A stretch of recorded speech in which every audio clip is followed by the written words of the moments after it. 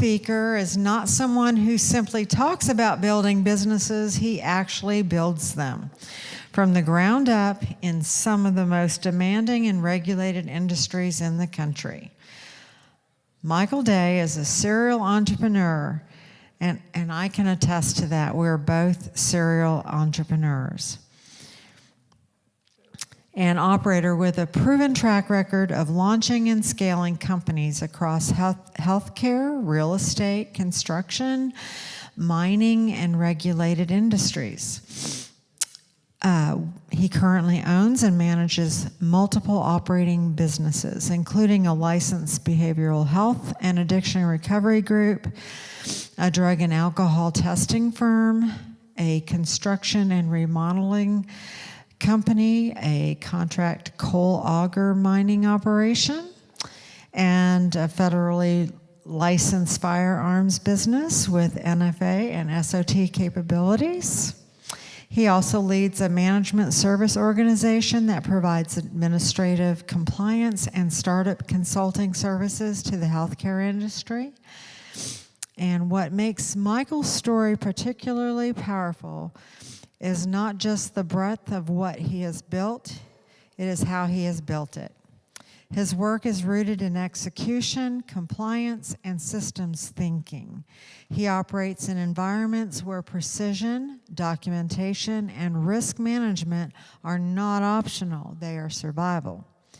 He's especially passionate about outcome-driven addiction recovery and about leveraging technology and automation to help lean organizations scale without losing their mission. But here's what you need to know about this man beyond his business resume. Michael Day is also a minister of the gospel. He has taught at deliverance ministry conferences across this nation, equipping believers with practical, biblically grounded tools for freedom and restoration. He does not believe you have to choose between the marketplace and ministry. He is living proof that you can walk in both. He lives and works between Florida and West Virginia, where his companies are based and actively growing. Today, he's going to share with us how to launch a business the right way, from forming your LLC to opening your bank account and setting up your books. He's going to talk about the power of AI and what it means for every entrepreneur in this room. So I'd like to introduce our next speaker, Mike Day, my honey.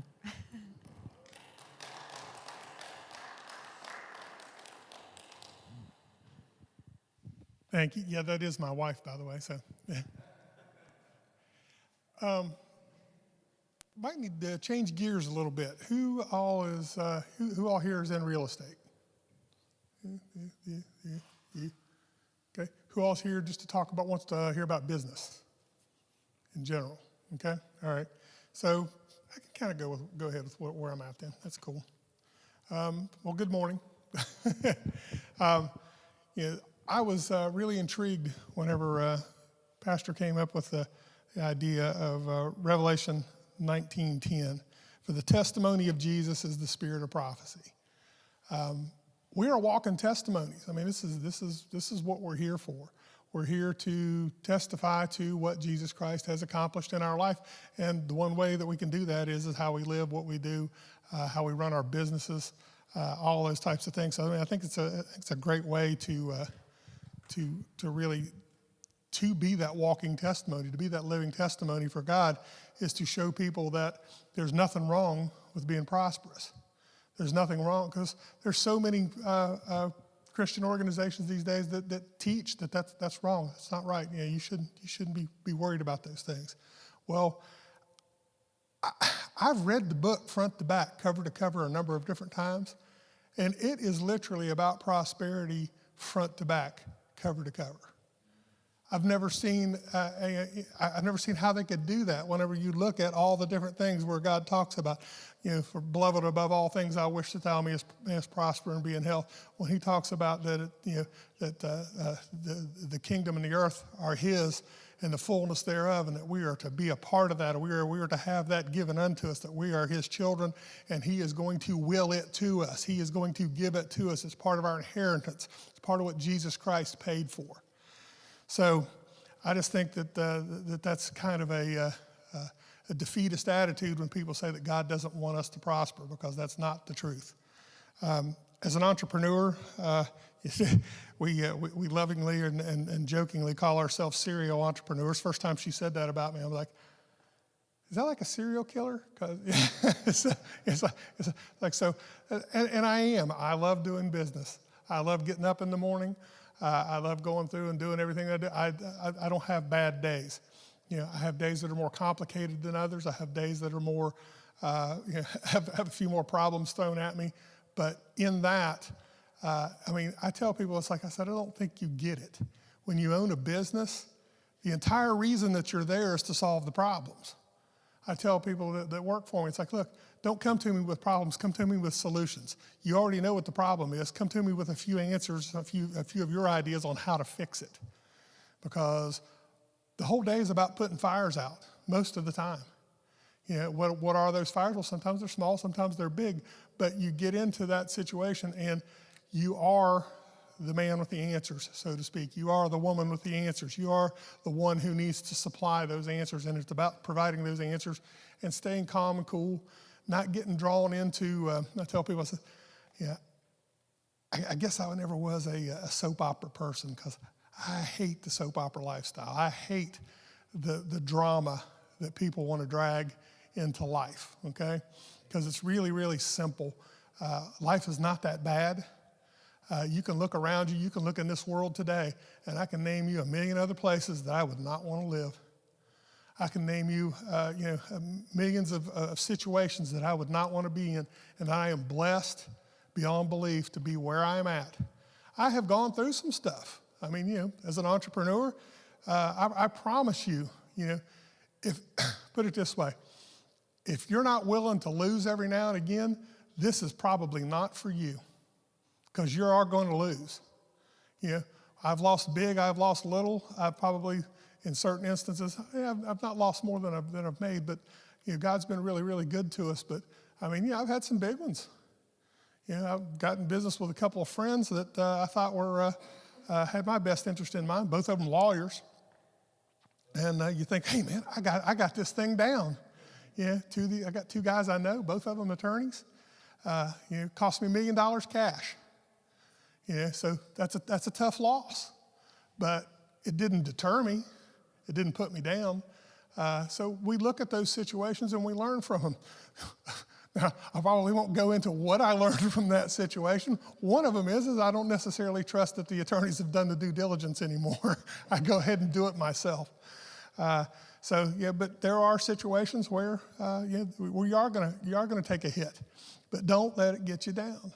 I tell people, I said, look, this is about you and you and you and you and you. The ones that are here today. Let me encourage you into at least a couple of things, and this one is figuring out that nobody cares about you more than you, except God. Okay, so if we can put that part aside, that God loves you and He cares about you. Okay, but nobody cares about you more than you, because I'm promising you that if you don't get up and do it, if you don't get up and get the things that you want to get, the businesses that you want to start, the things that you want to do, if you don't have the drive to go after, if you don't have the drive to learn, to give yourself the education, I'm not saying anything about education, because that man back there is one of the most brilliant men I've ever met. We have an opportunity. He's my friend. We get to sit down and talk all the time, and it's unbelievable what I have learned from him. But I've also started a bunch of LLCs. I've also made a ton of money over my life. During COVID, during PPE, we imported over $23 million worth of PPE into the United States. I got a high school education. So your education has nothing to do with whether or not you can make it or whether or not God's going to help you make it. So his education, one of the greatest things I see about a man is the opportunity. It opens a lot of doors for you, doesn't it? Yeah. So, I mean, his education opens doors that you and I would never be able to walk through. So it puts him in some tremendous situations. And now, for me, a lot of times it's I have to have somebody else usually open the door, but I count on God for that a whole lot. Shows me a little bit of favor to be able to walk through those doors. And sometimes a little bit of my what I've accomplished, helps with that a little bit. But so there's a whole lot of ways to get doors open, but the majority of it is God through Jesus Christ shedding some favor upon us, some grace and some mercy, and allowing us to walk through those. I'm probably going to get way sidetracked on this because I just see so many things that you all were asking questions about, and some of the things that Terry was talking about. When we have to look at getting started in business, probably ought to pull that up. And here we go, building the kingdom through business.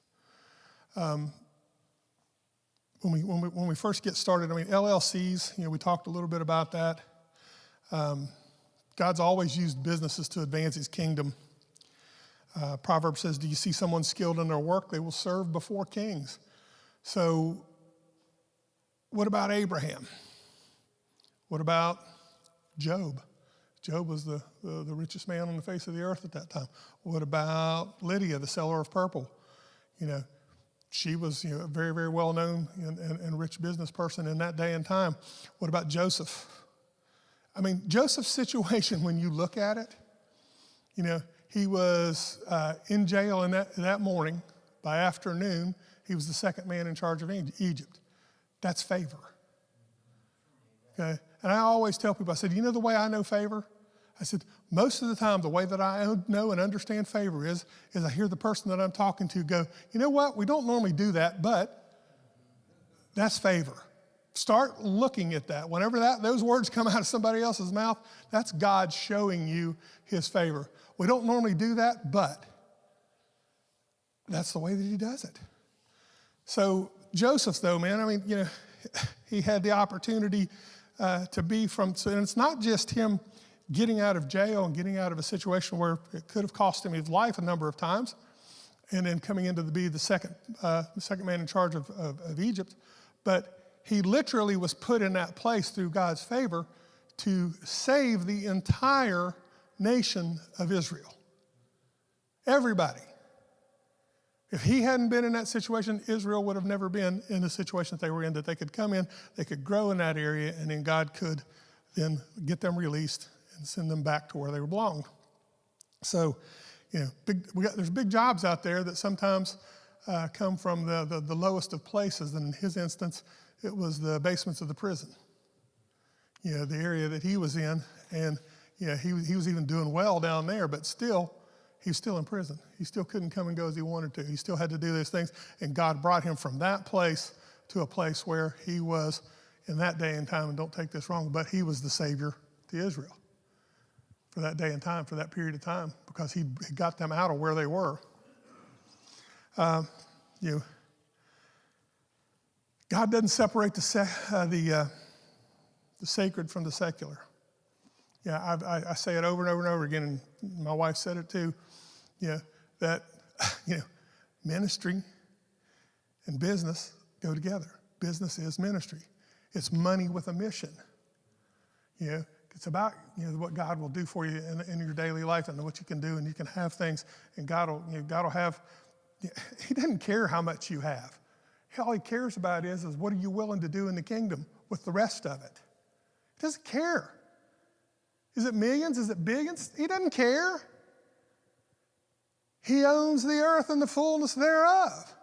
Billions is just, it's another zero. Once I learned out that they have these things called spreadsheets, and you can put as many zeros in them as you want to, it's like, wow, that's a lot of zeros in there. And God's willing to work with those zeros for me. At one time when I first got started, when I was 18, 19, when I first got in my first business, a couple $1,000 was a lot of money. Then $10,000 was a lot of money. And then $15,000 was a lot of money. And then 20, and then 40, and then 50. And then you get up into some of the other deals that we've had the opportunity to do, 20 million, 30 million. Some of those deals, those numbers kind of became to where they didn't freak me out anymore. That I could look at a deal like that and go, that's doable. Got all the parameters in place. We can put that together and we can work in it. We can do it. I guess I have to go through this. Let's see. There we are. Yep. So launching your business. Right way to start, the LLC. LLCs are, even for large companies, a lot of companies start as LLCs. LLC is easy to form. It is really just, it's a house that you can put a lot of other things into. Everybody talks about, they want to talk about corporations and subchapter S corporations and this, that, and the other. Those are really more ways of taxing. You can actually have an LLC tax like a corporation, or you can have an LLC tax like a subchapter S, or you can have an LLC tax like a sole proprietorship. It's all you choose how your taxing goes inside of that. LLCs are really, really easy to form. I can do my own. I suggest anymore, it's so inexpensive. You go to somebody like, my favorite one is because these guys are small and they do really good business. It's a place called WyomingAgents.com. And I have a lot of Wyoming LLCs. And you ask me, why do I have Wyoming LLCs? Wyoming LLCs, well, there's a lot of law in place in Wyoming that allows you to have anonymity with regard to your ownership. A lot of what needs to be done with LLCs is about protecting your assets. And any attorneys in here? Oh, good, I can talk freely. Yeah, I am on YouTube. Okay. Anyway, so from that standpoint, now there's some great attorneys. I got some good friends that are attorneys. But an attorney who is on the other side, a lot of times, then they're trying to come after you. The first thing they're going to do is they're going to see what you got. So if your name is on nothing, they normally don't want to come after you. Because they're going into business with this other person. This is not like they have some mental, or whatever, personal hookup to it. Okay, they don't care about that. They want to know if they can make money. And if they can't make money, they're not going to take the case. So if your name's not on anything, it's like, Terry and I don't own a home. I live in a home. One of my entities owns a home, but I don't own it. I have nice cars. I don't own any of those cars. I have lots of other stuff that all of it is in my family, my living trust. Terry and I's trust, we call it the Bright Day Living Trust. So a lot of the things that are owned there, a lot of my companies are owned by multiple LLCs. I'll have a base LLC down here, and one company owns that. That company's owned by the next company, and then it goes up to my holding company, and then that holding company is owned by Bright Day Living Trust. So everything flows back up. So if the attorneys can't find it, they can't sue you for it. Even from a standpoint, I've heard some people talk about, construction and doing their own remodeling and things like that. As you get bigger and as you have employees, the number one thing you want to do is keep your employees away from your assets. And what I mean by that is my housing company, the one that we do rentals and buy houses in, is called Wellspring Housing. I also have another LLC called A&M Property Maintenance. All the employees work for A&M Property Maintenance. All the houses are over in Wellspring Housing. That way, if there ever is an issue where you have a personal injury or anything along those lines, they're suing A&M Properties. A&M Properties does not own anything. So there's nothing in there but the employees. So every week, Wellspring Housing sends an invoice, or A&M sends an invoice to Wellspring. Wellspring pays A&M pays the payroll, and that's all they've got. They got a buck left over in the bank every week. So there's nothing ever there. So that's how you can avoid some of those situations. Structure in LLCs makes a huge difference. But again, don't do this yourself anymore. You don't have to. I just did one for a friend, Wyoming Agents. I think they did, what did they do? They did a West Virginia LLC, $351. That included the fees to the state, and they did the rest of the work. When it comes to those, to formation of LLCs and things like that, I think you got to look at some things like your operating agreements and different things along those lines that you really want to be careful with. I had an opportunity to have an attorney do one for me a long time ago, and I loaded that bad boy up in AI, ChatGPT, or one of the others, and I said, formulate me a document now that I can use as a template for all of my LLCs. And actually, you can go in and simply, some of them are better at it than others. I think Claude's pretty good at legal. ChatGPT's pretty good at legal. You can go in there and just tell it, look, I have an LLC. These are the members of the LLC. This LLC is located here, and just give it a nice brief paragraph about what it is, and tell it you need articles of incorporation or articles of organization would be for an LLC. And it'll actually, until I need it for the state of West Virginia, or I need it for the state of Wyoming, or I need it for the state of Nevada. And it'll come up and in about 30 seconds give you an acceptable, very well done legal document for your articles of organization. It's the only way to go anymore. And I'll talk about AI here a little bit more too. Let's see. Okay, you've chosen your business structure. I operate multiple LLCs. Like I said, I've probably got 40 different LLCs, and different ones own different things, and we structure them differently. But in our situation, everything flows back to the trust. And you got to look at that too. It's like, I don't care how much you have. I don't care if you got a little tiny bit, or I don't care if you're a billionaire. You need to look at how you've laid things out, and you need to look at trusts. Trusts are, a will is not enough. A will is basically junk. A will, remember the attorneys that we talked about? A will requires that once you're dead, that you go back to the attorney, and then he fills out some additional paperwork, and it goes through probate, and they usually end up getting a percentage of whatever it is that flowed through probate. That doesn't happen with a trust. Life goes on. You die, the trust is still there. The trust still owns everything. You don't have to do anything. Okay, all your accounts are in the trust name. We have how many people, Terry? How many people have we had to help because they did not have their end-of-life stuff taken care of? Husband dies, wife dies. One's got an account without the other one's name on it. They go in, they do the stupid thing, which is to go in and tell the bank, hey, they passed away, and boom, they freeze the accounts immediately. We had one woman that she was a stay-at-home mom. Every single dollar that she could have ever had access to got shut down because she wouldn't listen to me. When I said, do not tell them that. Go withdraw the money. Forge the signature. Do whatever you got to do. Get the money out of the account before you tell anybody that person passed away. You have legal right to it. It ain't like you're going to jail. Just get the money out. And the best way is to have the trust own it and stuff. But I'm just saying, in that particular instance, I told him, please go now and get your money.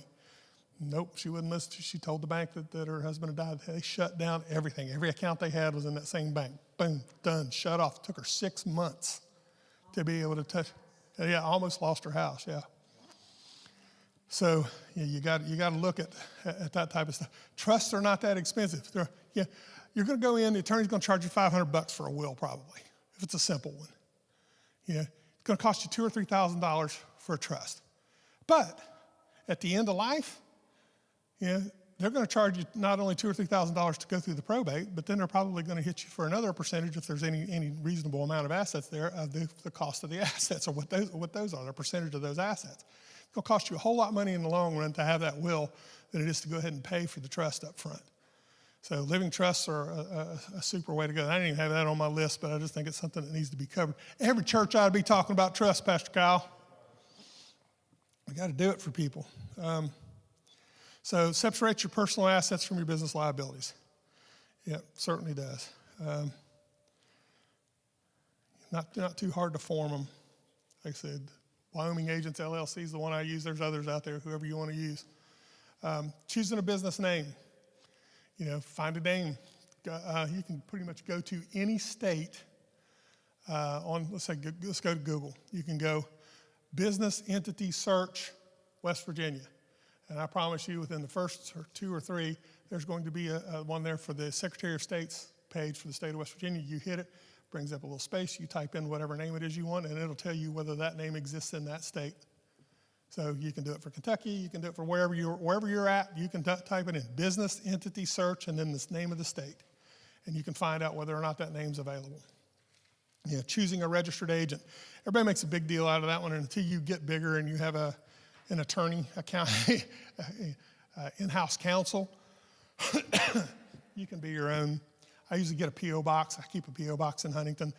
Everything routes to the P.O. box. That way, if I ever move locations or whatever else, everything continues to come to the P.O. box. So the registered agent, I even have an LLC that's now my registered agents. And so every time I apply for an LLC, I make this particular LLC the registered agent and goes to that P.O. box. Again, it keeps attorneys from figuring out who I am, where I am, and what's going on. Not that I don't like attorneys. Just telling you, you gotta. It's all about you gotta keep the secret lifestyle.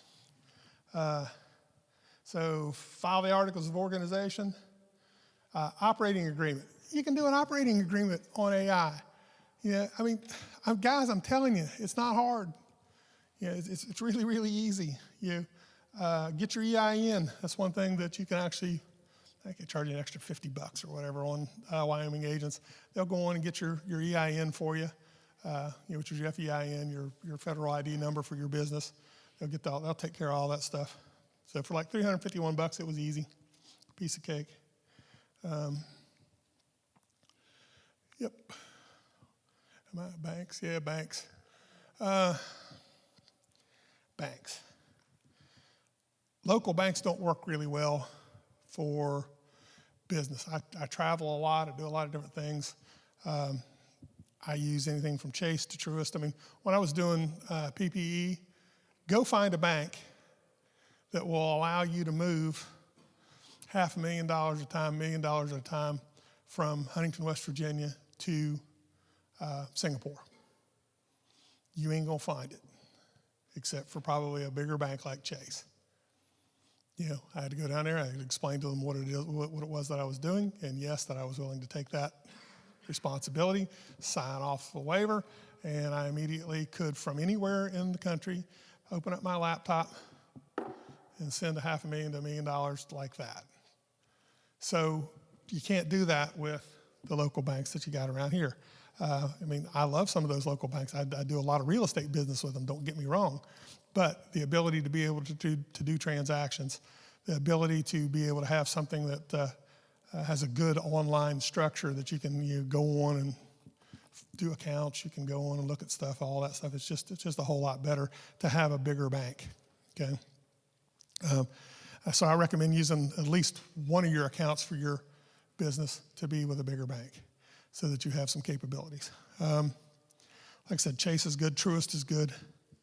Unless you got to wait in line at Truist for some reason, it takes them 10 times longer to do a deposit than it does anybody else at the drive-through.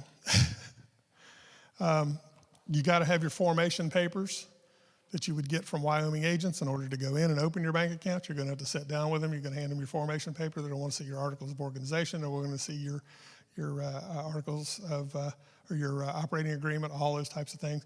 You're going to want to see one document, which you can, again, create in about 30 seconds, is that you want to have then from the partners, which you are, go on AI and say, hey, I need a resolution from my LLC stating that I'm allowed to open up bank accounts and sign on their behalf. Your signature's on it, hand it to them, no problem. So all that gets handled. So we're down to golden rule. Yeah, okay, that is the good one.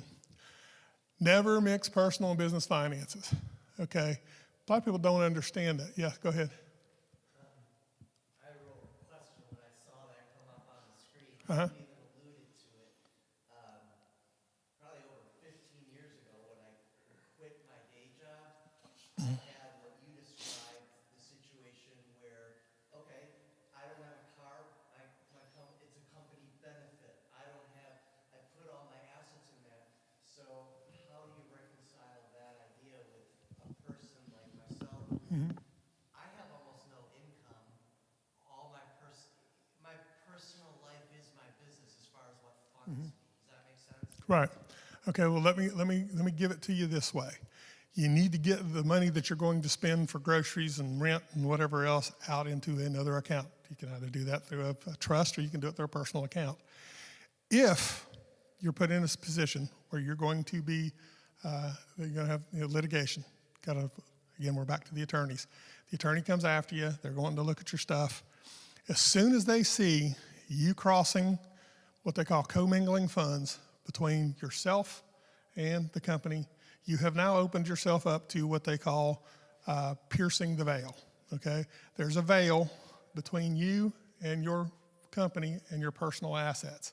Once they see that commingling of funds, they can, in certain instances, they can pierce the veil. They can pull that veil down. Now, all of a sudden, they can go from having had to only sue the company to where now we can drag you into this and all your stuff because you were treating this as as your individual living account and whatever else. But if they see the commingling of funds, that gives them the opportunity to at least try to pierce the veil. It's hard for them, but it gives them that opening. And that's one of the big things that'll cause it to happen is that commingling of funds.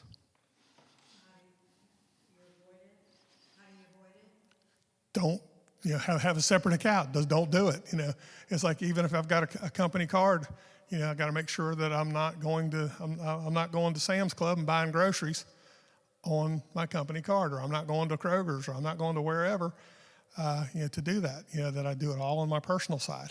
Because if you start doing those things, then that commingling of funds is a big problem. Let's see. Yep. Bookkeeping. Oh boy, everybody loves bookkeeping, particularly bookkeepers. I tell everybody, so if you're going to go into business, you at least need to know a good attorney and a good accountant. Again, we're back to attorneys. Find one that likes you. Find one that you like. Find one that you can trust, basically. There's a tough way. But anyway, yeah. Have a good attorney, have a good accountant. And even if they're just a decent accountant or a decent bookkeeper, because books are the whole deal. You can get some really cool stuff. QuickBooks Online, they even do an AI version of QuickBooks Online now. You hook it up to your accounts and it automatically brings everything in. But QuickBooks, I like QuickBooks I use the enterprise version, which is their biggest version for companies that are up to $50 million. But even the stuff online is a really, really good place to start, because if you can do a checkbook, which I know that in this day and time that's not a given, but if you can do a checkbook, you can use QuickBooks. Because I get you to write the check and then tell it where it gets stored at. It's like, oh, okay, well that was expenses, and that was not only under my expenses, but it was also for rent. And you're going to mark it all down, and all it's just going to be tracked. And when your accountant gets it, you're in a pretty good shape to at least know where most of that money went. And again, you're eventually going to want to hire a bookkeeper, I would believe, or somebody who works for you that can do that type of work for you, take accounts receivable, accounts payable, things like that. You got the opportunity to do cash books or accrual. I don't want to get into the explanation between the difference between cash and accrual. Pick accrual. Go ahead. I know it sounds crazy, but go ahead. It will help you later time. Pick accrual. Do not do your books on a cash basis. Let's see. Yep, 4 things you got to look at for the numbers: revenue, expenses, profit, which is revenue minus expenses, and cash flow. Because it's like when you're doing business and you've got some, say, accounts that have 30 days, to pay and whatever else like that. There's a big difference between what you got coming in, what you got going out, and what you have available to you, even though you have receivables that are coming in. If you don't have the cash to pay the bills, that's a problem. So cash flow is a big deal. Set aside money in the beginning, 25 to 30%. You can actually do that if you set yourself up as an employee. I usually have at least one subchapter S going. I set myself up as an employee of that subchapter S. I can put money through there that way. I can avoid the FICA, FUTA, all that, about 15% of those, at least 7.65% of the 15% that gets pulled out for FICA, FUTA, Social Security, all those types of things. I don't have to pay if I have a subchapter S going, because I can avoid that. I can take that money out, take a little bit of money out of salary, take the rest out as a distribution of profit. Once I take that out as a distribution of profit, then I avoid that 7.65%. So that's kind of the way that works. And you can then, because you're taking a paycheck, you can also, I get like a $1 paycheck from my subchapter S. The rest of it goes into deposit for state and federal taxes. So I may have a $3,000 paycheck or a $2,000 paycheck or a $1,000 paycheck. Then I'll get $1 out of it, and the other $9.99 or $29.99, whatever it goes, to the federal government or and the state and wherever else into those things, because I can at that point choose how I want to save for my taxes.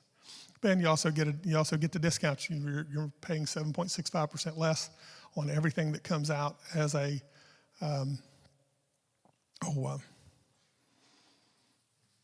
as your distribution of profit.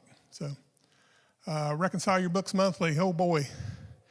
Why in the world do our high schools not teach kids, how to reconcile a checkbook?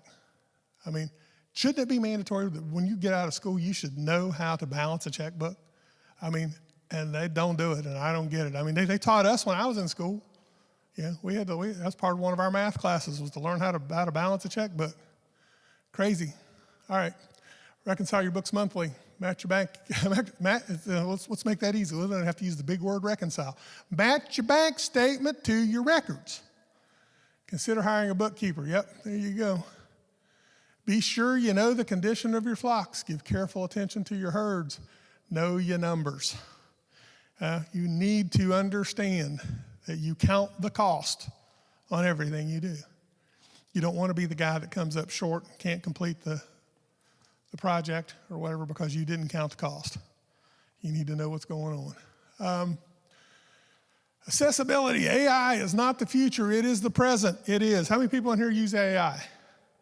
Okay. How many people in here use AI and they think they're using AI because they're just using it like Google? Okay. How many people have, let's go to the opposite extreme. How many people have vibe coded a piece of software? Okay, vibe coded a piece of software. That tells me you don't know. Okay, nothing wrong with that. Okay, how many people have written over a 500-page document by multi-prompting an AI device? Nope. Okay, so you haven't really used AI. AI can really take away the idea that you have to do everything, okay? Vibe coding software. What is vibe coding software? Vibe coding software is me talking in a natural language, just like I'm talking right now, speaking into a microphone or my telephone or my computer and telling it what it is that I want. I say, I need a piece of software. It starts with this process, looks at this, does this, and this. Can you start there? And then let's talk about what else I need in there. Oh, okay, you know what? That needs to have a database attached to it. That needs to have, I can sit there and talk to it. I don't have to be a coder. I look at code and my eyes cross. I mean, it's like, I don't want to see that because I don't know anything about coding. But you know what?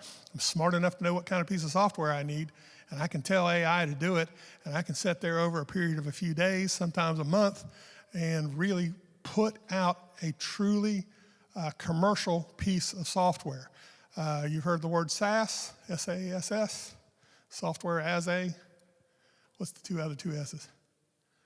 Software as a service. Yeah, software as a service that people pay for on a monthly basis. So everything that you get online for and you have to pay a monthly fee for, that's SaaS software. So you can actually, vibe code SaaS software. You can actually do a number of different things, anything local for your business. I mean, it's like I've set up a number of training programs inside of I work in a lot of regulated companies. We're regulated by the federal government and or the state, and so we have to have our employees trained very, very diligently. So we've set up all of our training programs just by sitting and talking to AI and develop the program, and then have it so that all of our people have to do an intake, and then on a monthly basis they have to continue to do a certain amount of training, and they can't move forward in other pieces of the software until they've done their training. So it makes it mandatory, and they have to be compliant with it. Kind of cool. So AI is really a big thing. I know I've probably made your guys glaze over and you don't really care. Care. Everybody needs to know something about this AI stuff. It is coming. There is nothing you can do to stop it. If you are in a business, besides just, I've got a one-man show digging ditches. If you're anything beyond that, you need to know and understand AI. I'm telling you, I'm 65 years old, and I decided 2.5 years ago that I was not going to get left behind by AI. I understand I understand businesses, I understand computers enough that I immediately put myself into it. I have had people laugh at me. I've had people say, "Yeah, right, sure, yeah," do all of that stuff. But you know what? I got myself involved. I have kept up with it, and I can talk to guys that age back there and almost be on the same level.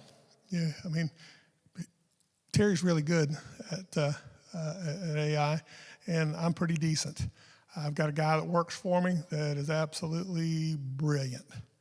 Amazing at AI. So it's something that you need to look at. I suggest everybody go to the school go to YouTube University, okay?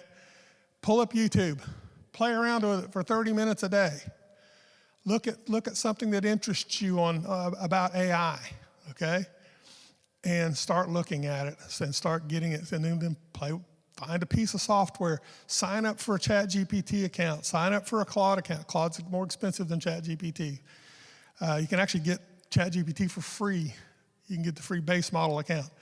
The most it's going to cost, well, I say the most, to get started, if you wanted to go a little bit further than the general account, it's $20 a month. Best investment you'll ever make. And it's not just Google. You're not just asking it the questions of the day. Say that again, please. I'm What's that? listening, but I missed it. Okay. Which part, sir? About the chat. ChatGPT? Okay, ChatGPT is an LLM, okay? It's a large language model. It was the first one to come out. It was the first one that I was introduced to 2.5 years ago. It's by a company, entity, whatever, called OpenAI. OpenAI basically developed ChatGPT. So from that standpoint, you can utilize that large language model for free on a certain level. Till you get to a certain point, it'll cut you off. Then you can then step up to a $20 a month version of it, and it'll open up a whole lot to you. Most people probably won't use up the $20 version. I have problems with that. I use one called Manus, M-A-N-U-S.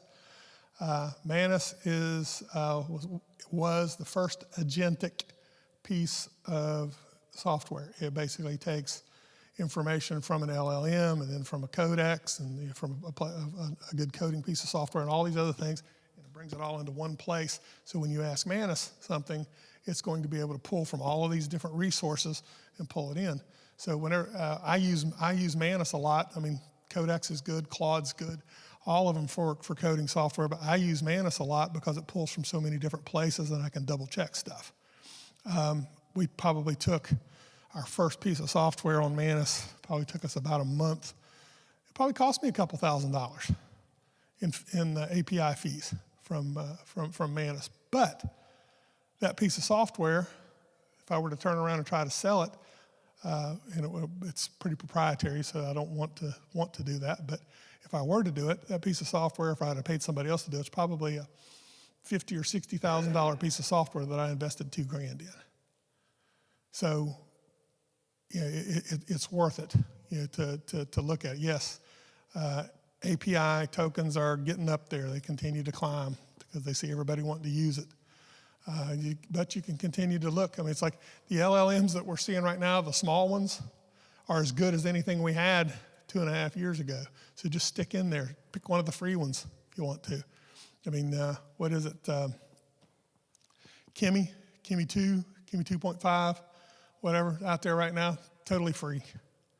Yeah, and it's as good. KEMI, Kimi 2. Or KIMI 2.5, I think is out there right now, free. You can do. You just load it and go. Do what? Quinn, KWEN. QWEN, okay. QWE and Quinn, yeah, all of those are free, open source. Anytime you see the word open source, basically it's like there's a couple big things out there right now. I mean, like stuff that like maybe MIT did. Some of those things you can check on. I know I'm getting way down a rabbit hole here, but go to Reddit, look for some of the stuff on there. You can see that things have a lot of good votes and stuff like that you can see that it's safe to use. But yeah, yes, sir. You were talking about Vibe coding, it's a term, it's VIBE, yeah, it's a term that the kids made up, or the people who use it, and it's just all it is simply me speaking in English to the computer, telling it what I want, and they call it vibe coding. Just so you can be in with the group whenever you talk about it. Hey, I was vibe coding some software today. Yep. Yeah, I mean, and the thing is, it's simple stuff. I mean, it's like I take some medications, peptides, that I needed to figure out a dosage and reconstitution for. So I told her, I said, okay, I want you to give me a reconstitution piece of software, like an app. And so for every 10 milligram, 20 milligram, 30 milligram, whatever, and how much reconstitution solution that I put in it, and I want to get this many milligrams of dosage out of it, and pop that information in, and it tells you everything you need to know. Then basically how many units you need to do, like an insulin syringe or whatever. So all of that, is available to do, and it did it in, but it took me longer to say it than it took the machine to actually vibe code the piece of software. I mean, it's crazy how quick that kind of stuff is. Yep, scaling. Yep. Yeah, customer service, bookkeeping, marketing. Geez, guys, I mean, this stuff will do some crazy stuff. I've got one set up right now. I've got it scraping websites. I've got it scraping Reddit. I got it scraping Facebook. I got it scraping Instagram. It goes out and it finds posts, in this particular instance for our LBHC, for the Licensed Behavioral Health Clinic, finding people who are having problems, who are have admittedly said, hey, I've got a drug problem, I need help. And it immediately scrapes that information for us, goes back onto the particular site, social media site that it was on, texts back to them. We have an agentic robot that does that. Sounds just like a regular person doing it. And then we give them a telephone number that they can call for 24-hour help. It's a great way to get leads for our programs. I mean, all of this stuff is, from an agentic standpoint, it's as good as an employee if you get to the right stuff. ChatGPT is not. ChatGPT is not agentic, okay? It can do some things. It's pretty slick. It'll do what you tell it to do. But when you get into some of the agentic AI stuff, it'll actually perform tasks that an employee would be able to perform for you. I've got my own bot. I let Terry name it. Her name is Chloe. So Chloe reminds me of all my appointments every day. Chloe asks me what I weigh every morning, because I've lost 90 pounds here in the last few months. So it keeps track of my calories that I take. So if I say, hey, Chloe, I just had a cup of coffee and had 4 tablespoons of cream in it, or hey, Chloe, I've got a bowl of soup for lunch today. She'll ask me what kind of soup it is, and boom, boom, boom, she tracks all my calories.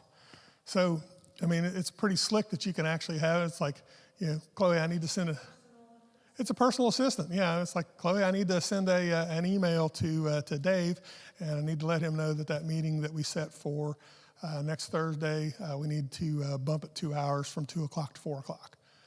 I mean, it does all of these things. I sit there and talk into my telephone, and it does this stuff for me. I don't have to go do it anymore. It informs me every morning of what the weather is in Huntington, West Virginia, and what the weather is in Fort Myers, Florida. It tells me what the price of silver, gold, oil, and anything else that I've plugged into it that I want to see. It tells me what the S&P 500 is. It tells me what Bitcoin is. It reads me out basically a dashboard every morning of anything that I have. Then it tells me what my appointments are for the day. It has specific instructions about how to handle appointments and how to handle reminders and how to handle my to-do list. If I give it a to-do lists come up at 8 a.m., 10 a.m., noon, 2, 4, and 5. So everything is on the to-do list. It reminds me over and over and over again each day that I need to perform those tasks. If it's a reminder, it's different. Reminders will kick out maybe once a day towards something I've got on a long-term deal. Then it also comes up and it'll tell me about my appointments. It gives me reminders for morning appointments at 7 a.m. starting. And then it also gives me, if I've done it far enough in advance, it'll give me a one-day notice, 7 a.m. Then it'll give me 3 hours out, 2 hours out, 1 hour out, 30 minutes out, and 10 minutes out. So I set those rules for how I want to be notified, and it does all this stuff for me. So Chloe is continually and all the time talking to me, and sometimes she gets a little naggy, but it's the way it is.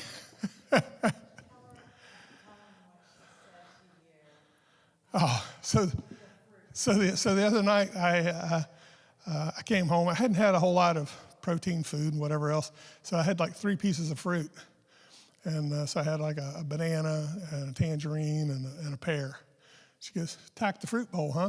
It's like, come on, this thing's not supposed to have this much personality, and you're really not supposed to be, giving me a real hard time about things. It's like, you want to bring something to a point, fine, but, you attack the fruit bowl. I mean, come on.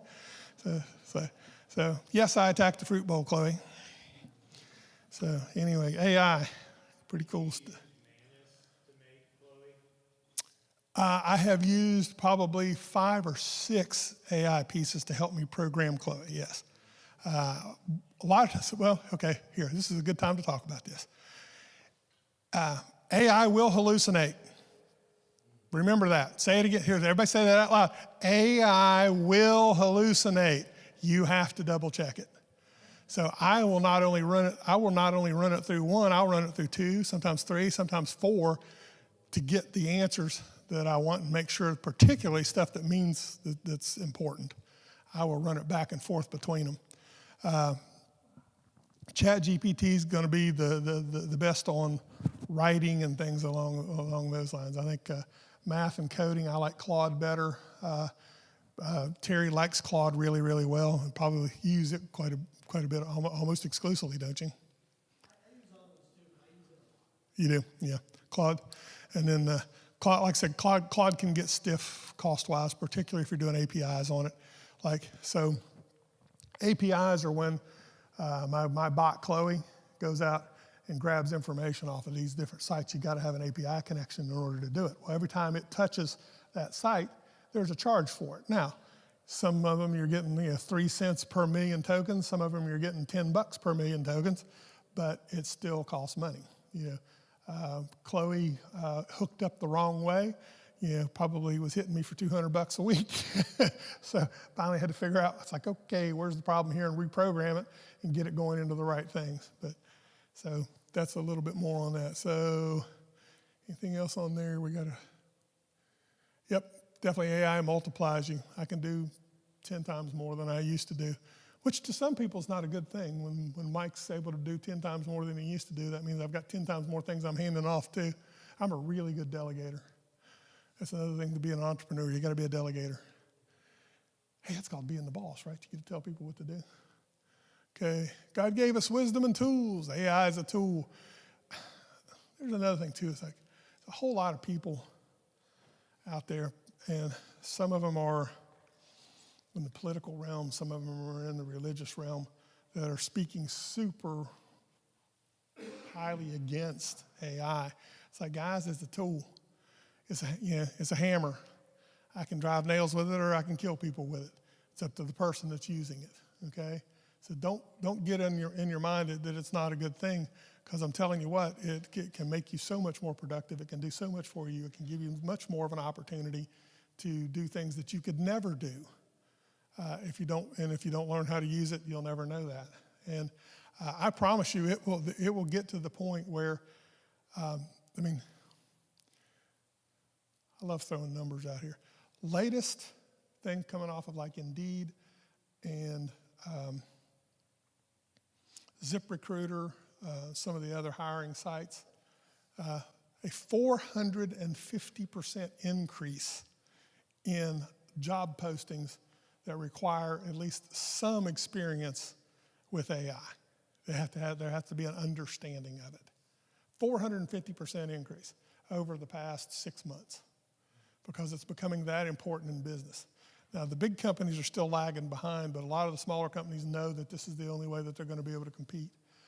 We're seeing stuff out there where you got a company that, say, offers a particular service or even a product that is now able to undersell their competition, particularly in the service industry, because they're not paying as many people in order to, anybody ever used like Google Ads, Google AdWords?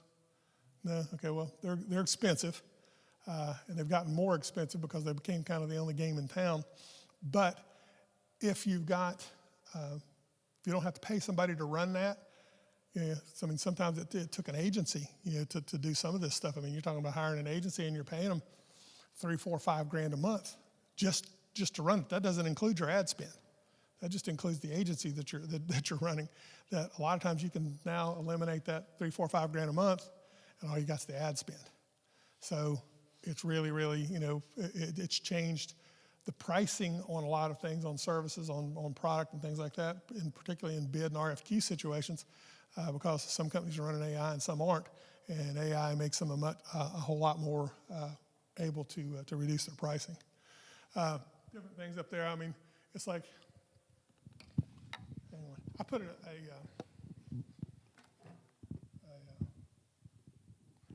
prompt in here. I said, give me a photo of a man in a canoe with a fishing rod. There's a fish on, then the rod's bent, and so he's fighting the fish. And I want there to be on a lake, early morning, sun coming up over the treetops. So,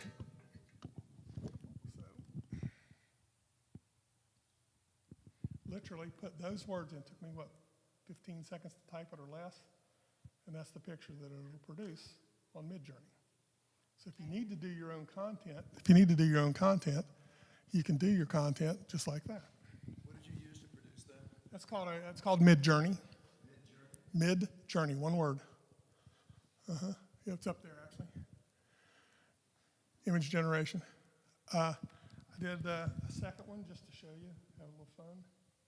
I said, what did I say on this one? I said, this is literally, one sentence. I need a photo of a frog with a top hat and a cane on 2 legs dancing. And it made that in 15 seconds. So you can produce a lot of your own content just by knowing how to vibe code and how to code, these types of pieces of software. And Our son's weapons company. Yep. Tell about the 3-armed woman. Yeah. So again, you want to see how AI can definitely hallucinate. So we were doing some advertising for my son's. You saw maybe part of the reading there was that I'm going to have a federal firearms license and an SOT. So federal firearms license allows me to buy and sell firearms. An SOT actually allows me to work in NFA items, which would be suppressors, fully automatic weapons, things like that. Again, another pretty highly regulated business. But he needed some advertising, and they wanted some girls holding some of the guns that they'd redone. Well, a lot of the stuff that they redo, they do with what they call ceramic coating, which is called Cerakote. So they're actually taking a gun that's normally comes black, and they're they can put a camo pattern on it or whatever they need to do. So we took that and we asked Midjourney to vibe code to make some photos of a woman in what was it, workout outfit with a gun. Basically, I showed them the picture of the gun, all of that. So it makes this picture, and I said, okay, so I need different variations of it. Well, about the fifth variation, it started to hallucinate, and basically, the girl ends up with 3 arms in the end. I had to go, what? So there's 3 arms on that gun, there's 3 hands on that gun, one here, one here, one here. It's like, how's there 3 arms on the gun? But that's kind of the way it does every now and again. Yeah, it's growing. Yeah. So Midjourney's great. Grok is Elon Musk's version. Grok is a little more laid back, but Grok will walk around the rules in a little bit of a way that I like. Okay. A lot of them, like if I start asking it medical questions, I'm sorry, I can't answer that, because if I ask a medical question and I'm not a doctor and it wants to read me out about a 15-page, thing and tell me why it can't answer my question about medical stuff, Grok goes, hey, you know what? I'm not supposed to do this, and you know what? I'm not a doctor, but here's the answer. And that's kind of like the way Grok operates there. So that's why I use Grok a lot. There's Manus up there, Manus AI, ChatGPT. Writing brainstorming research, ChatGPT is great. I check Manus and ChatGPT against each other a lot. But Manus is an autonomous AI agent. It does research, builds websites. I mean, okay, guys, when's the last time you looked at what a website costs if you go to an agency? Well, 501c3 that we're working with went to an agency here recently. It went $10,000 to build a website. I can literally build you a website. What do you think, Terry? 5-10 minutes? Yeah. I mean, I can start with one. 5 minutes. I can get you a really, really good one started up, full, HTML ready to go. I could publish it right then. If I told it, hey, all I need is a landing page for right now, and with this information on it, and use this picture, and here's the wording that I want. I mean, it's probably less than 2 seconds, and I've got a website that can be published. So, look at that kind of stuff before you go paying somebody to do stuff for you like that. Yes.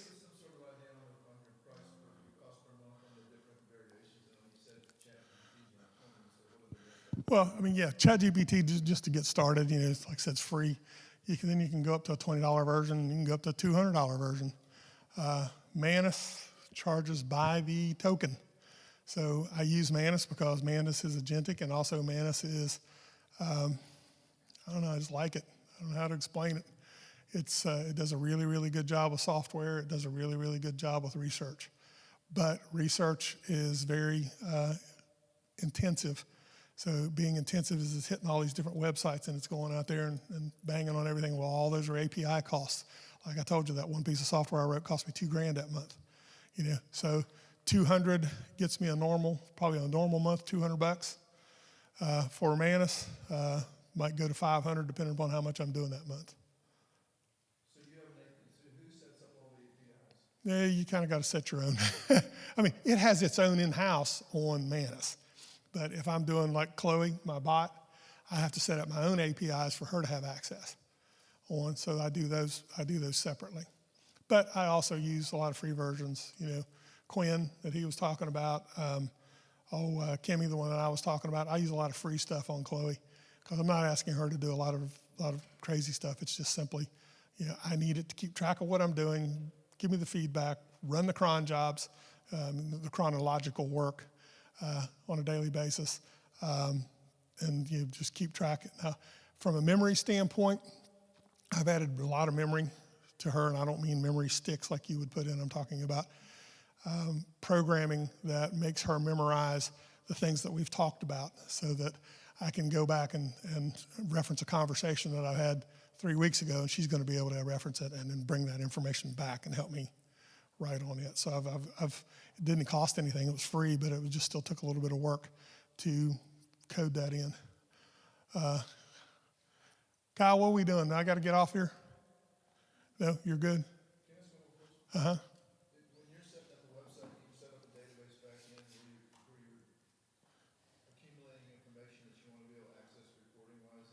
You can do all of that, yep. And you can do that with a standard version of either Grok or If I was doing a website like that, I'd probably pick a site that I would was specifically for websites. All of those can do a website, but I'd probably go over who does good websites, Terry. So okay, he liked Manus. Manus actually did one. M-A-N-U-S. M-A-N-U-S-A-I. Manus AI. Yep. Yep, we can do that. Yeah, let me flip through here real quick. Get on YouTube. YouTube University. Do it. Got to learn it. Free resources. Yeah, ChatGPT has a free tier. Canva has one. Google Gemini has one. There's a free one that you can put on your phone now. Gemma, Google Gemma. That's a small LLM. It's free. You can actually get it on your telephone, and it's not hosted anywhere else. You host it. It's right there on your phone. 30 minutes daily practice. Do it. Ask AI to help you learn. I literally have a teaching set up on ChatGPT that took one of my first conversations with Terry Kipp, and I said, I need to learn and understand real estate syndications. I said, so make me a 14-week course on terminology and how all this works, and make sure that I can't go through any part of the course without a minimum of a 3 or 5 question test on it, and so that I can talk. So Terry and I eat breakfast together a lot on Fridays, and so I basically took that course so that I could speak to him more intelligently about how syndications work. So it will set you up in education. It's the teacher mode of ChatGPT. You got to go down there and hit one of those buttons, and it drops it down, and it'll say teacher. And when you hit teacher on it, you can actually set it up to teach you about anything that you wanted to be taught about. Communities to join, Facebook groups. Reddit's a great one.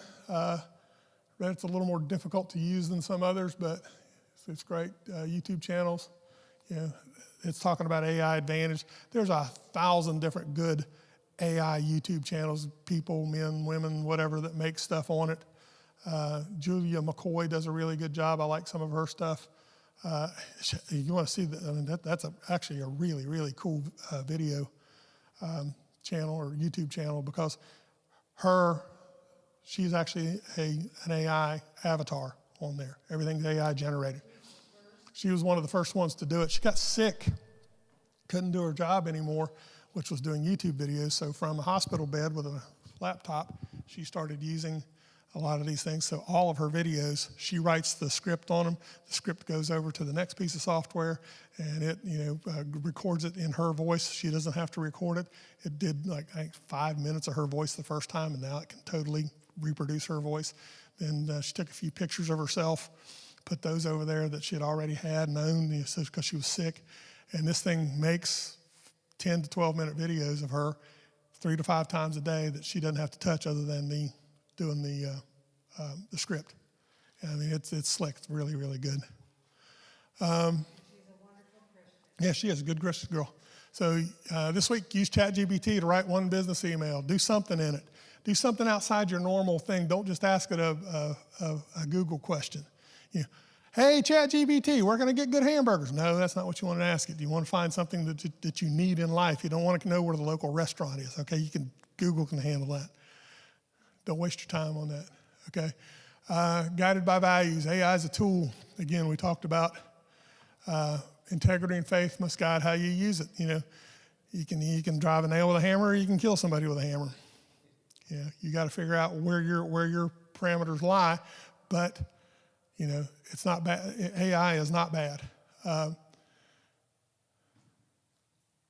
You want to review anything? Don't just let it post for you automatically. Don't get smug and thinking that it's that good, because it's not that good.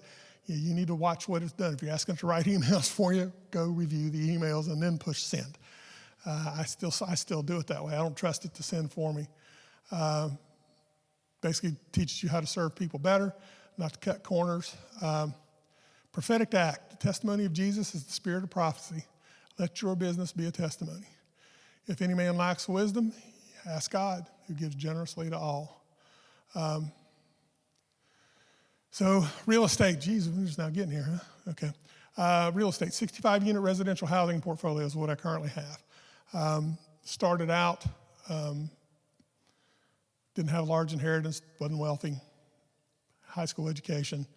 I'm going to kind of skip through this as quick as I can. Used a HELOC. Anybody know what a HELOC is? Home equity line of credit, not a home equity loan. Don't get a home equity loan. They'll try to push you that way. Get a home equity line of credit. They'll hand you a checkbook, and that checkbook is worth, at that very moment, what you have in equity or that they've approved on your home. I took $100,000, and we basically started using what's listed down there at the bottom as the BRRRR method, B-R-R-R-R. We bought it, we rehabbed it, we refied it, we rented it, and we repeated. We extracted the equity. So I took that $100,000 and I continued to recycle it over and over and over and over again to the point where we've got 65 usable units. I've actually got about 70 some. There's some of the remodels I haven't finished yet. But that's how we did it, using the BRRRR method. We did it for anything from multi-complex buildings to single-family houses. We work in anything from, low-income housing. I work a lot with HUD. Somebody asked about HUD before. We do a lot of HUD pieces, but BRRRR works. Got to find a local bank to do BRRRR. Big banks won't touch you. So I use, like in Huntington, Huntington Federal. I used People's. I used a lot of different ones. I had about 6 banks going at one time. So you use those and you go from bank to bank to bank to bank and go in a circle. Then in doing that, then we're able to not put 50 in the house. I mean, there's times I buy houses for $10,000, $12,000, $15,000, $20,000, put 50 or 60 in the remodel, take it back for the appraisal, and then I'll not only get my money back out of it, but I also get the equity back out of it and turn it. And it's basically the concept, Terry probably explained it better than I am, but it's actually called infinite return.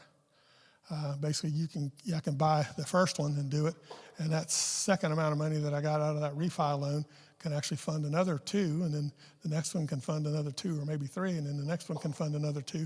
So it just continues to go down the line. So it's actually, we're making 30%. This is a unique area if you know how to utilize it.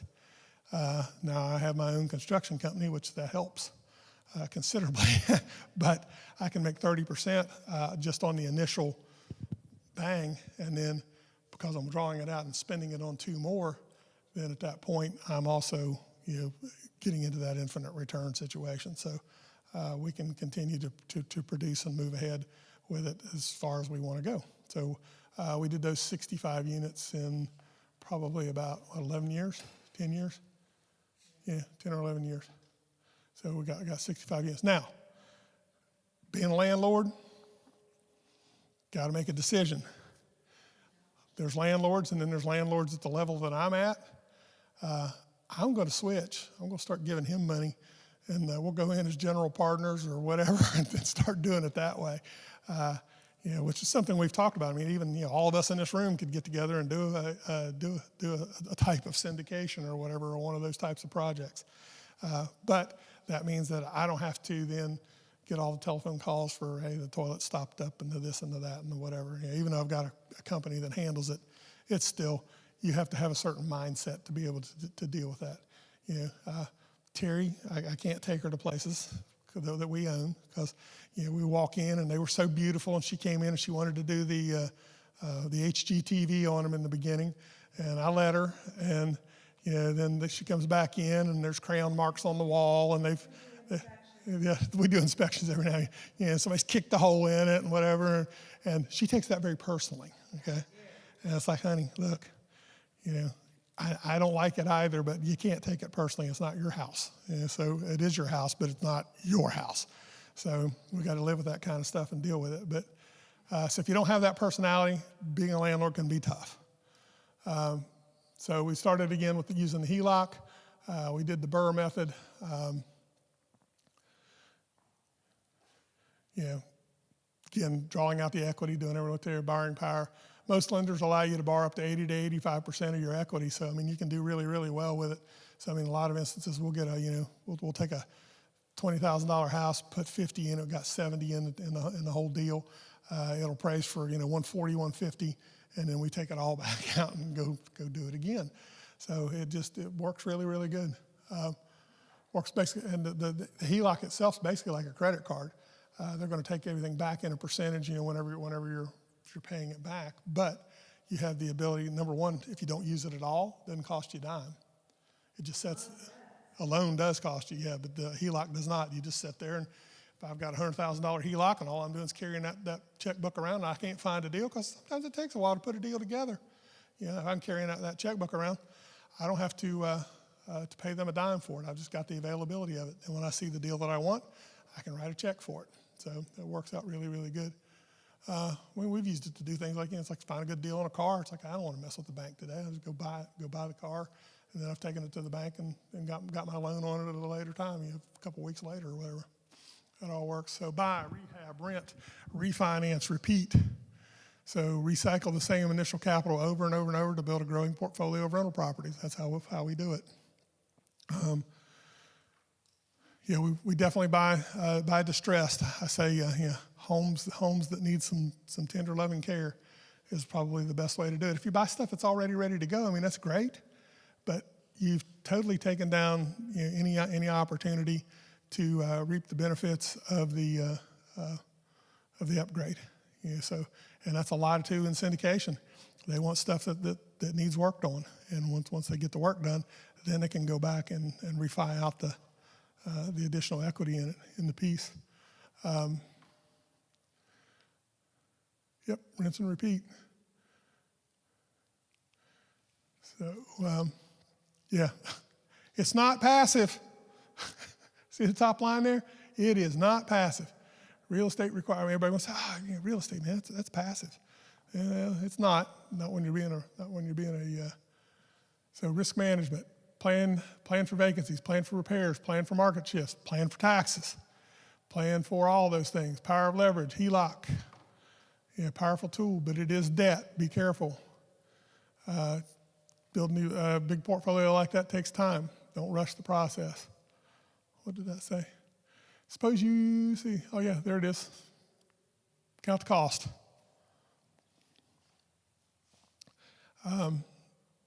Ministry and marketplace, outcome driven. Whether we're working in addiction recovery, real estate, deliverance ministry, the goal is the same, restoration and freedom.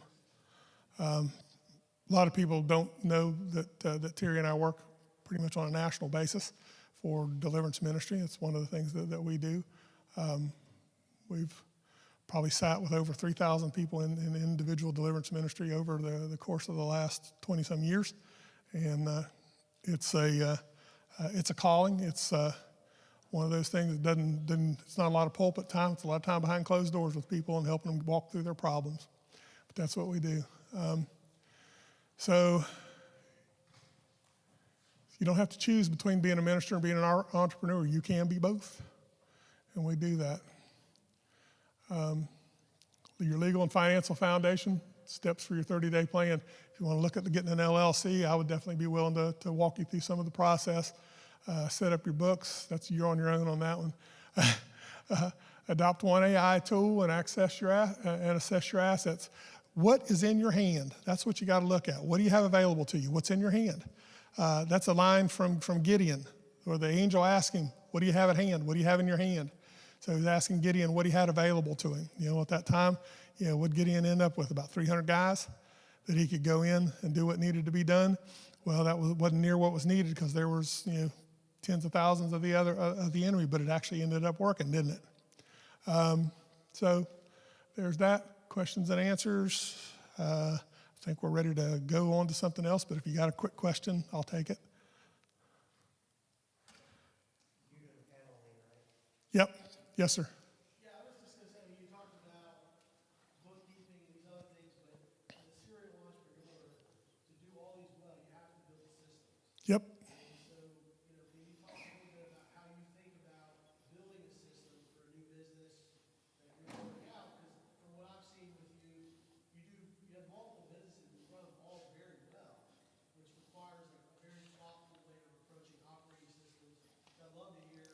Okay, so I developed a concept a long time ago that basically, for all of my businesses, I do what's called an MSO. That's the reason you might have heard Terry mention that I do MSOs for healthcare companies. Well, I do my own MSO too. Basically, that's a management service organization. So I have a top-end organization where I have my bookkeepers and my operations people and all of that help me with all the companies, not just one. So I don't have a separate bookkeeper for this LLC and this LLC and this LLC and this LLC and this LLC. I have a group of people that help me with my accounting at the top, and they do the books for all the companies. So that's one of my strategies on how I deploy things. Is that kind of what you're asking? Yep. And then we also do that with administration, with HR, all that stuff. We actually utilize that management service organization, that top LLC. I'm just giving it a name by calling it an MSO, but use that top LLC to then reach out to all the others. So I got one girl that whenever it comes time to do payroll, she's doing payroll for all of the LLCs. Use ADP if you get to that point. They do a great job, and they also file all your 941s for you, so you don't have to mess with that junk. So you got to do then is hand your books to your accountant at the end of the year and get your taxes done, because all the monthly, bi-monthly, tri-monthly, quarterly, whatever stuff is already handled by ADP. They do a good job. Anything else? Do you email, can we get? Yeah, absolutely. You want me to give you? You want to get it to them, Pastor Kyle? You want me to just? Okay, I'll give you a really easy one. Okay, so 1992, I opened an AOL account. I still have that AOL address. It's 4 initials. It's HRSI at AOL.com. So it's Henry Ralph Sam India, HRSI at AOL.com. And I still get it. It comes to my telephone.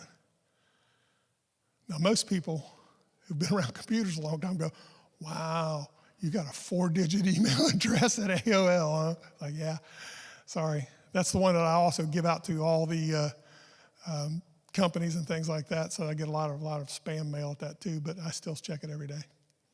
Yes? Can you touch just briefly on the pitfalls once you start having employees and payroll taxes and why ADP is a good idea? Yeah, ADP. Yep. So and back to the other question, too. I mean about when the email addresses and all that. The reason that I didn't give you the other one because it's at mday@healthresearchsystems.com. So it's a long one. So anyway, so ADP and employees. Employees are the love of my life and the bane of my existence. I love them and hate them, and they all know it. It's just like you have to deal with what comes with it. People are. That depends on the time of year. Coal business is a little slow right now, so I don't have that many down there. But see, I'm probably running 16 right now between the companies, and some of them work for all the companies. So I'm getting ready to bring on 5 or 6 more at the LBHC, so at the behavioral health. So, but in doing that, ADP is a reason that I use them is just for simplification. I can run, give them a piece of paper, or actually do it on their phone. Say, here's the app. Fill it all in. It goes over to ADP. ADP gets it immediately. We create an account for them. We're able to do all of our payroll as a push to their bank account. Automated deposits, all that type of stuff. It does all the inside accounting for payroll itself. So it pays for the FICA, the FUTA. West Virginia withholding, whoever you got to pay, they pay it. They deduct it out of that particular week, and then they'll shove it out to all the different state agencies that they have to. I never have to touch it. Prison too. Our friend Yep. got sent to prison Yep. because he didn't pay the 941s. the 941. Yep. Didn't know that it wasn't getting paid by his people, and somebody had. What would be the good word? Absconded with the 941. Yeah, yep. Another guy went to jail for 3 years for not doing 941s, because he didn't know how and didn't know what. Yeah, absolutely.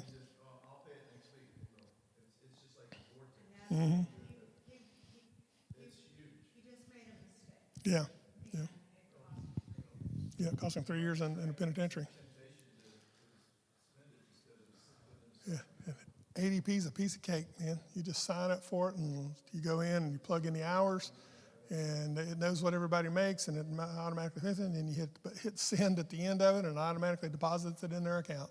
And then at the end of the week, then it sends off everything that's supposed to go to the Fed, to your state, local, whatever else needs to be put. It even handles, if somebody's got child support or whatever, and has garnishment on their wages or whatever, handles all of that automatically, writes the checks, sends the checks, does all that stuff. I mean, it's like I don't have to touch any of that anymore. Eliminated an entire person in my organization, just simply because that stuff doesn't have to be done anymore. ADP handles it. Does that kind of answer your question? Yeah. Okay. Yeah.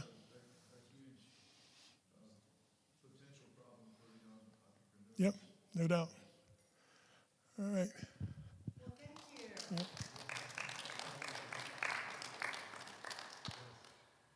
I guess what? Lunch? Panel? What?